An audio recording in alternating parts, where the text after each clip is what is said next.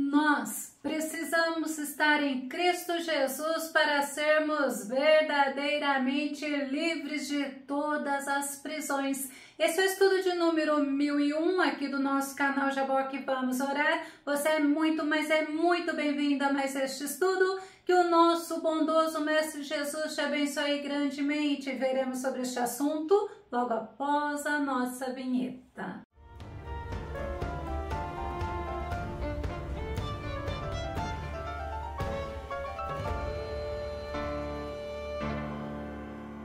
Muitas pessoas não estão presas fisicamente, mas elas estão presas emocionalmente, sentimentalmente, espiritualmente. Vamos ao nosso tema, verdadeiramente livres. Nosso texto base está no livro de João, capítulo 8, verso 36, que diz: assim sendo, se o Filho vos libertar, verdadeiramente sereis livres. Muitas pessoas não desfrutam da verdadeira liberdade que só existe em Cristo Jesus, e através de Cristo Jesus essas pessoas estão vivendo, mesmo seguindo a Jesus, em verdadeiras prisões no sentido figurado. A Bíblia nos mostra o exemplo de Judas, que estava aprisionado à ganância, porque Judas andou com Jesus, conviveu com Jesus e vendeu a Jesus por 30 moedas de prata. Infelizmente, muitos vivem assim como Judas, presos na ganância, mas muitos vivem servindo ao pecado. Vamos ver Romanos capítulo 6, verso 22, que Paulo nos ensina assim: contudo, agora libertos do pecado e tendo sido transformados em escravos de Deus, tende o vosso fruto para a santificação e por fim a vida eterna. O nosso Senhor Jesus, Ele verdadeiramente pode nos libertar do pecado. Muitas pessoas hoje não repudiam o pecado por acharem que não tem nada a ver e se colocam em perigo. Sabe por quê? Porque o que eu não repudio, aquilo que não me constrange mais e é pecado e não me aborrece, pode me atrair através da ilusão. O salmista no Salmo 119, verso 37 diz: desvia meus olhos do fascínio da ilusão, faze-me viver em teu caminho. Fascínio é sedução, deslumbramento é encanto, também é tentação e admiração. Nós precisamos orar como o salmista, precisamos pedir ao Senhor para nos fazer viver em seus preciosos caminhos, vivendo a vida para a glória dele. Mas outras pessoas também a Bíblia nos mostra que vivem presas ao ressentimento. Ressentimento é mágoa, é desgosto, é rancor, é melindres, também é amargura. E o autor do livro de Hebreus nos adverte que não devemos deixar raiz de mágoa brotar em nossos corações. Hebreus no capítulo 12, verso 15 diz: vigiai para que ninguém se exclua da graça de Deus, que nenhuma raiz de mágoa venenosa brote e vos cause confusão, contaminando a muitos. Tem outra versão que diz: estejais alertas para que ninguém entre vós seja encontrado com falta da graça de Deus, ou não seja que brotando alguma raiz de amargura vos cause prejuízo e muitos sejam contaminados por ela. A raiz de amargura ou ressentimento pode nos fazer sairmos da graça do Deus Todo-Poderoso, causa muito prejuízo para o cristão, afastando este da graça do Senhor. E tem outras pessoas que vivem presas nos acontecimentos passados e não conseguem avançar na fé. Filipenses no capítulo 3, verso 13, verso 14 diz: irmãos, não penso que eu mesmo já o tenha conquistado, mas olha que tremendo que Paulo nos ensina, mas tomo a seguinte atitude, algo importante para nós. Olha o que ele fala: esquecendo-me das coisas que para trás ficam e e avançando para as que estão adiante de mim, apresso-me em direção ao alvo, a fim de ganhar o prêmio da convocação celestial de Deus em Cristo Jesus. O apóstolo Paulo está nos ensinando que ele se esforçava para prosseguir, para deixar o passado para trás, ou seja, para deixar o passado lá no passado. Esta foi uma decisão, foi uma atitude que Paulo determinou para ele, e nós devemos fazer igualmente. Devemos entregar o nosso passado nas mãos do Deus vivo e devemos viver para o presente, focando no futuro. Mas que futuro? A bem-aventurada esperança, focando no que Deus tem preparado para nós. O profeta Isaías, ele faz uma advertência. Vamos ver Isaías capítulo 43, verso 18 e verso 19 diz: não vos lembreis dos acontecimentos passados, nem considereis os fatos antigos. Olha que tremendo! Eis que realizo uma nova obra, que já está para acontecer. É o nosso Deus que tem todo o poder e ainda diz: não percebeste ainda?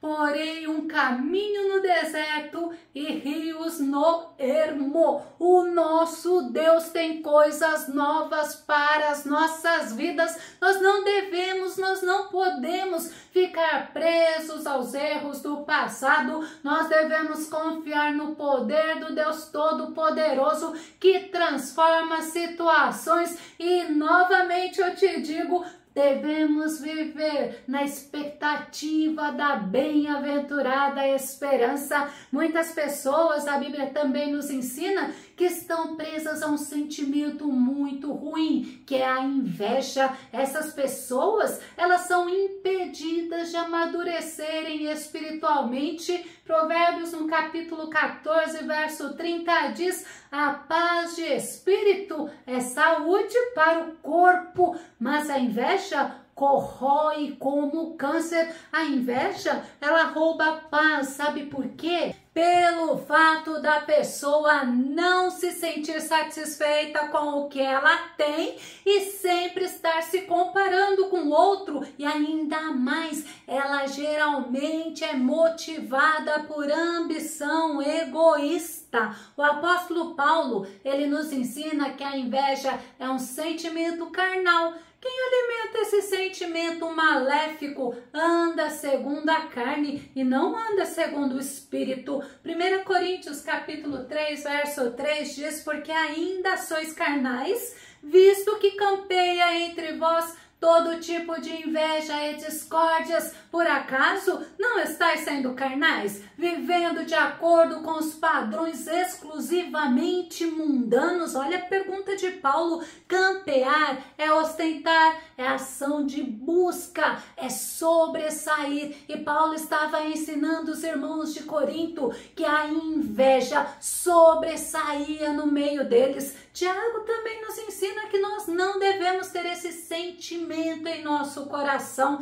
Tiago no capítulo 3, verso 14 diz: no entanto, se abrigas em vosso coração inveja, amargura e ambição egoísta, não vos orgulheis disso, nem procureis negar a verdade. É como se Paulo falasse: vocês devem ter vergonha de ter sentimentos carnais nos vossos corações, coisas que não agradam a Deus. E muitas pessoas, elas mantêm esse sentimento e ainda se justificam falando que a inveja é santa, mas a Bíblia, ela nos adverte para não termos nenhum sentimento como esses no nosso coração, porque traz perturbação e até mesmo leva a pessoa a cobiça. Cobiçar é pecado. Mas tem outra coisa, outra prisão que muitos estão aprisionados, que se chama incredulidade. Sabe o que é incrédulo? É a qualidade de quem não acredita em algo, de quem duvida ou de quem é desconfiado. Incredulidade é falta de fé. E Jesus repreendeu a Tomé.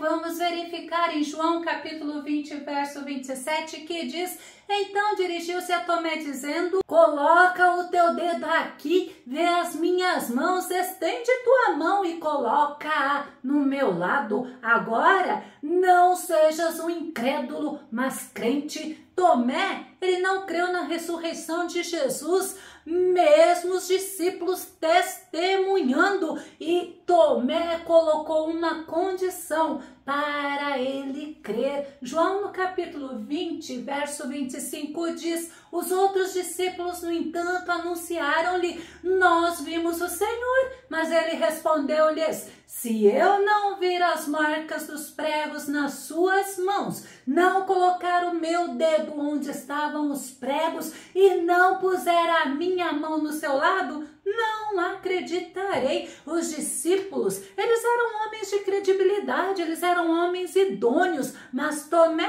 precisava ver para crer. E a Bíblia nos ensina que sem fé não podemos agradar ao Senhor, e também nos ensina que bem-aventurado são aqueles que não viram e creram. Mas após Tomé ter visto o Senhor, a atitude de Tomé foi confessar ao Senhor Jesus como seu Senhor e como o seu Deus. Mas existe ainda muitas pessoas aprisionadas ao orgulho de ter alguma coisa, como por exemplo uma profissão, uma descendência abençoada, uma nacionalidade, por ter fama, poder, dinheiro, admiração e, ó, pasmem, e até mesmo espiritualidade.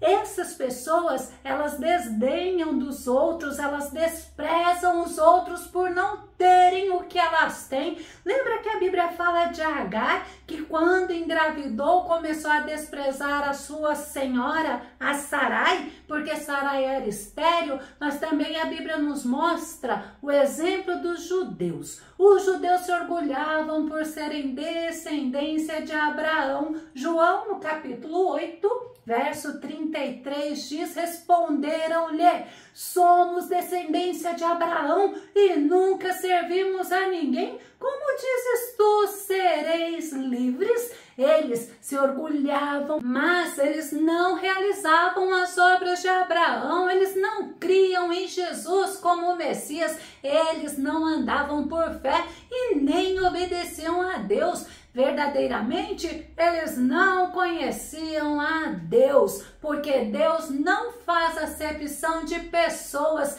E aqueles judeus, eles rejeitavam a verdade, eles rejeitavam a Cristo Jesus como Messias. Sabe por quê? Porque eles tinham crença sobre como deveria vir o Messias, e como Jesus não veio do jeito deles, eles rejeitaram ao Senhor, eles rejeitaram a verdade que é Cristo Jesus. Quando Davi orou ao Senhor, ele fez um pedido para o Senhor não deixar ele ser dominado pelo orgulho, mas sim para o Senhor o livrar. Salmo 19, verso 13 diz: da mesma forma, livra o teu servo do orgulho, para que ele nunca me domine. Então experimentarei a integridade e serei inocente de grande transgressão. Tem outra versão que diz também: retenha teu servo de arrogâncias, porque orgulho é arrogância, para que elas não me controlem. Então eu serei sincero e ficarei limpo de grande transgressão. E no nosso texto base, o nosso Senhor Jesus está ensinando que a verdadeira liberdade está em ter a Ele. João 8,36 diz assim: assim sendo, se o Filho vos libertar, sereis verdadeiramente livres, porque somente o nosso Senhor Jesus pode nos libertar do pecado. Somente através dele nos tornamos filhos do Deus Altíssimo, nos tornamos membros do corpo de Cristo e da família de Deus. Mas não é somente aceitar ao Senhor como Senhor e Salvador, nós precisamos permanecer nele, precisamos ser perseverantes. João no capítulo 8, verso 31 e verso 32 diz: então